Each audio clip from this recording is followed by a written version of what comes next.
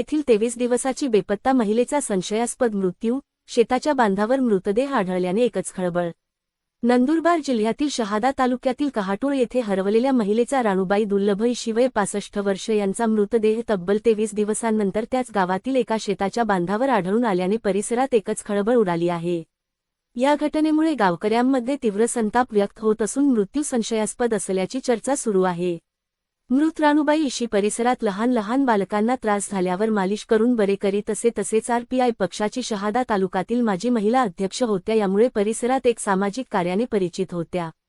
सदर महिला हरवल्याची तक्रार 8 फेब्रुवारी रोजी शहर पोलीस ठाण्यात दाखल करण्यात आली होती। मात्र 3 आठवड्यांनंतर तिचा संशयास्पद मृतदेह आढळल्याने तीव्र संताप व्यक्त होत आहे। माहिती मिळताच पोलिसांनी घटनास्थळी धाव घेत पंचनामा करून पुढील तपास सुरू केला आहे। घटनेची माहिती मिळताच समाजातील बांधव मोठ्या संख्येने घटनास्थळी जमा झाले। संबंधित प्रकरणाचा सखोल तपास करून दोषींवर कठोर कारवाई करण्यात यावी, अशी मागणी नागरिकांकडून करण्यात येत आहे।